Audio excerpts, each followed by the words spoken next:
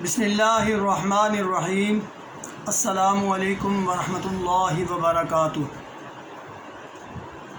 حکیم حافظ ذوالفقار احمد چوہان آپ سے مخاطب ہے۔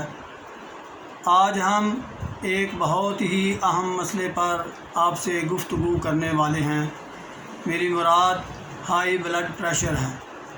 کچھ دوستوں کا اصرار تھا کہ آپ اس کے متعلق بھی کچھ گزارشات پیش کریں، تو ان کے کہنے پر آپ سے اس موضوع پر مخاطب ہوں۔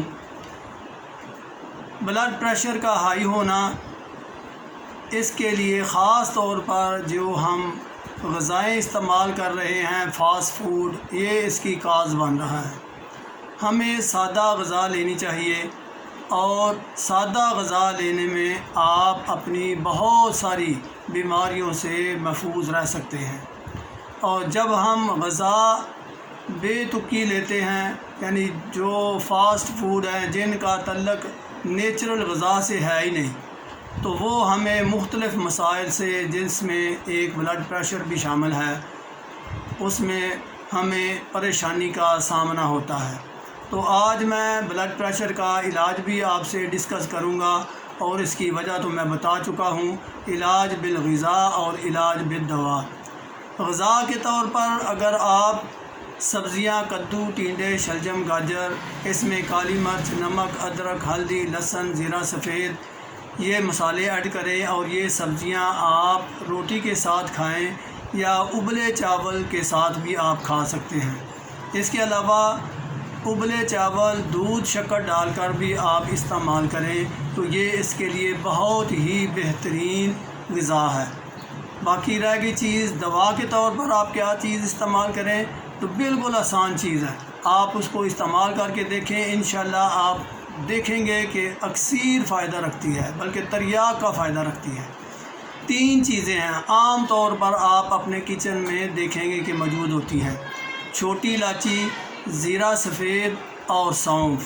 یہ برابر وزن میں لے لینی ہے، ان کا پاؤڈر بنا لینا ہے، اور یہی پاؤڈر آپ دن میں 3 دفعہ ہلکا سا نیم گرم پانی کر کے استعمال کریں۔ ایک خوراک آپ صبح لے لیں، ایک خوراک دوپہر کو، اور ایک خوراک آپ شام کو لے لیں۔ ہاں، اگر کسی وجہ سے بلڈ پریشر کسی وقت زیادہ شوٹ کر گیا ہے، تو آپ یہی دوا 2 گھنٹے بعد، 2.5 گھنٹے بعد یا آدھے گھنٹے بعد بھی لے لیں تو کوئی مسئلہ نہیں، بلکہ اس سے افاقہ ہی ہوگا۔ 3-4 خوراک لینے سے یہ مسئلہ بالکل حل ہو جائے گا۔ میں نے آپ کے سامنے غذائی علاج اور علاج بالدوا پیش کر دیا۔ آسان ترین علاج ہے۔ اگر آپ اس سے فائدہ اٹھائیں تو ہمیں انشاءاللہ دعاؤں سے نوازیں گے۔ خود بھی فائدہ اٹھائیں، اپنے دوستوں کو، اپنے رشتہ داروں کو جو اس مسئلے میں مبتلا ہیں، ان کو بھی اس دوا کے متعلق بتائیں۔ انشاءاللہ بہت فائدہ ہوگا۔ اللہ رب العزت ہمیں اور آپ کو اپنی رحمتوں کے سائے میں رکھے۔ وما علینا الا البلاغ۔ السلام علیکم ورحمۃ اللہ وبرکاتہ۔